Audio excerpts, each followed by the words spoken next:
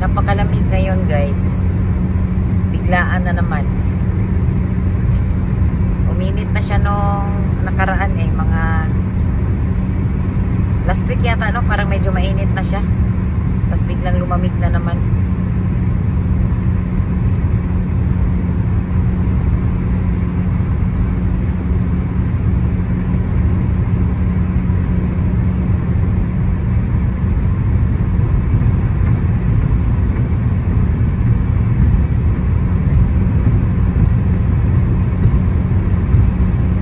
Guys, punta muna tayo dito sa hospital. May siya. May follow-up check-up siya ngayon. At napakalamig ngayon naman. Napakalamig.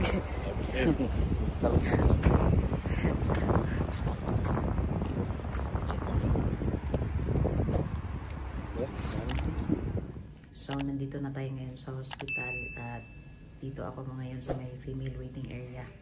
At hindi tayo pwede doon sa labas.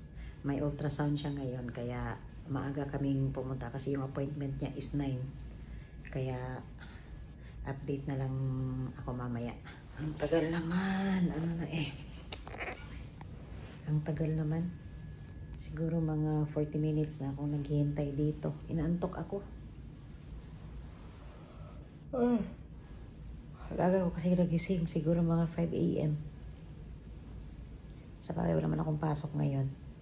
Kinuha ko na yung sports day off ko. Para masamahan ko siya. Kasi takot talaga yan siya pag pag may mga check-up yan siya, takot yan siyang pumunta mag-isa. Kaya sinasamahan ko yan.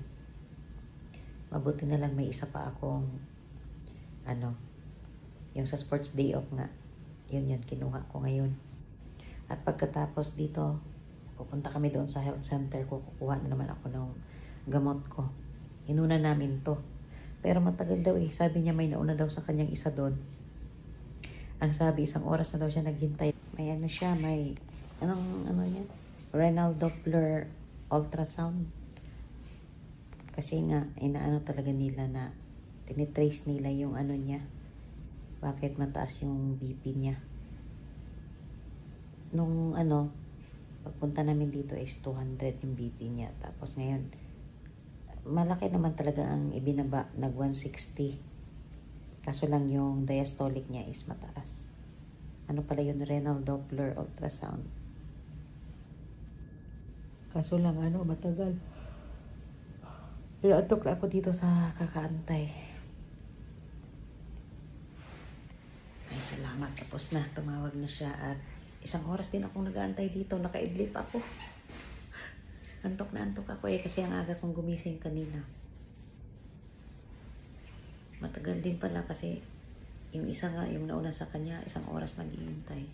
Siguro wala pa yung ano bang tawag dyan sa mag-ultrasound. Na na tayo, hindi na natin alam kung anong mga niyan. Naka-idlip ako. Tapos pupunta kami sa health center ko. Napakalamig pa naman ngayon. Akala ko last week nung last week kasi mainit na siya. Tapos kahapon biglang lamig. Yung talaga, malamig na malamig. Ay, Diyos ko.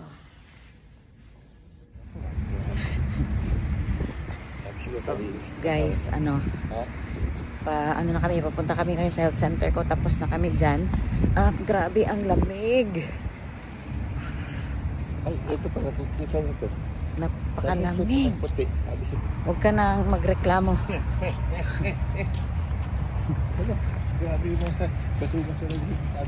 Yung plastic na buhangin. Parang ngayon lang nagsimula ang winter Mag-aano na? Magma-March na? Grabe ang lamig. Uy, nako. Yung pangalang total lamig na kung talaga to. So, yung lamig na winter. Baka pagkatapos ito, sobra naman na ang init. Diba? Mahaba yung init mo na kanan Mahaba init. November na, mainit pa diba? Tama na. Ano din? Saan tayo nakapark? Pero mo dulo Dito tayo makakuha ng parking dito dulo. Oo, grabe ang lamig. Nanginginig ako. Doon malabo.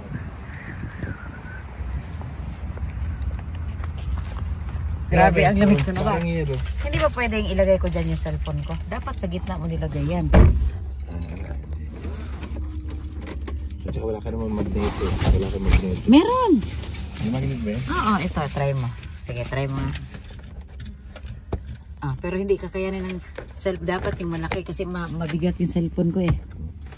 Agad lang di at tatanggalin ko tong jacket ko. Bakit? Kasi mali eh. Dapat hindi muna ako nag-jacket. Sinuot ko tong bag ko. Aray ko. Kasi na ano siya eh. Nabubuka siya eh. Parang Hindi kasi kanina. Hindi, ba't may? Ngayon. Tama. Grabe ang lamig eh.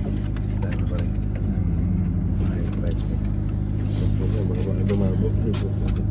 Hindi ah. Makalimutan yan mamaya. At least dyan sa kotse. So. Grabe ang lamig talaga sa labas. Sabi nung sulat sa akin, sabi niya, message mo lang. So, punta tayo ng Abunakla. Hindi ka ba nagugutom? Kasi nagpa-fasting yan siya guys eh. Ano na eh, 10:30 na. Kung baka gusto mo kumain. Nawala yung gutom ko. Bumili tayo ng pagkain. Kanina, nagutom mo ka nung papunta pa lang dito. Pero wala ito. Nakaidlip ako doon sa naglalaro ako doon sa waiting area, sa waiting. Para kakaliwan na tayo doon. Naglalaro ako doon, tapos nakaidlip pala ako. Nagising ako nung tumawag ka. Gusto ko na matulog. Kasi grabe yung antok ko. Gusto ko na matulog doon sa van. Late na kasi ako natulog kagabi. Kasi nga, wala nga akong pasok ngayon. Tapos maaga akong nagising. Para diretso tayo ng Abonax. Malapit lang naman yung health center ko dito eh. Oo, yan lang. Huling kanto na to eh. Yan ay huling intersection.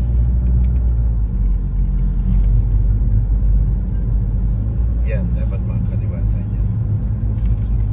Pasok tayo doon sa left side. Ano kaya nangyari doon sa lalaki na nakabenda yung ulo? Siguro yun? Nahulog yun o anong nangyari? Construction worker yata yun eh. Kawawa naman no? Mga na-hybrid yun tapos yung bumago. Itong tagal nito. Gusto nangyari kumaliwa. Yung mga ganyan na, yung mga walang kasama ba, no?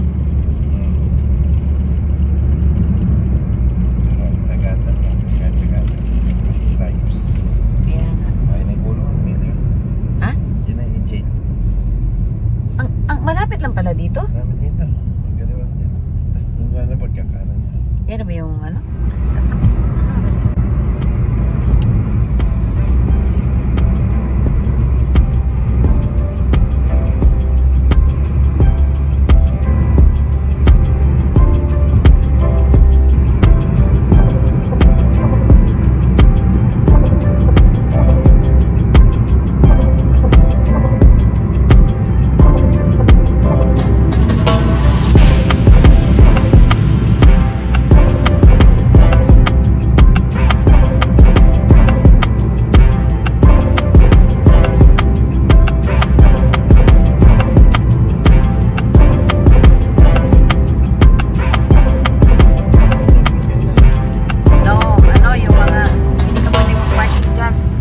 Residential area.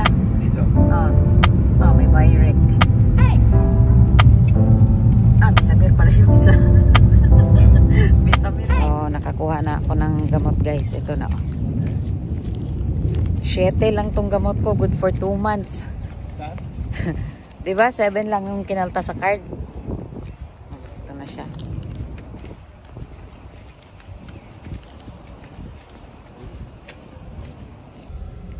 So, pauwi na kami guys at tapos na akong kumuha ng gamot. Saan ba tayo kakain? Saan tayo kakain? Ay, doon sa kwan tayo.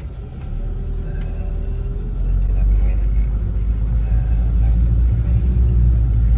Kaya may tayo sa may Ansar. Asa Ansar Gallery? May kainan ba doon? Ano? Turkey. Sa loob? Renta pa ako. Yung bata ano ba yung ginagawa niya dyan pag Wala yan. masagasaan ka dyan?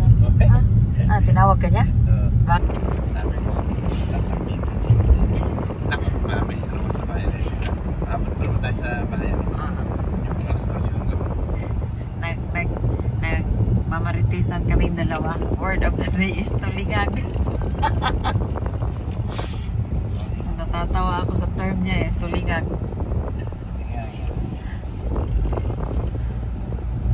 Tulingag.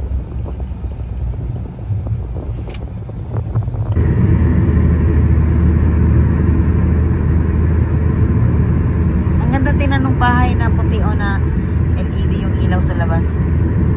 Maganda yan, parang Sa gabi, ang ganda lang tingnan.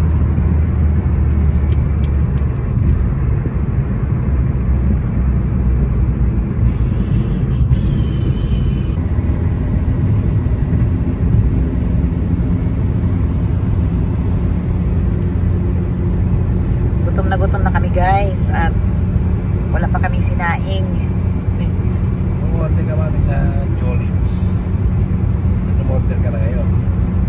Para pagdating natin sakto. Punta man tayo doon Saan? sa Old Airport. Kaya may pag-deliver na lang. Ipa-deliver pa? May bayad.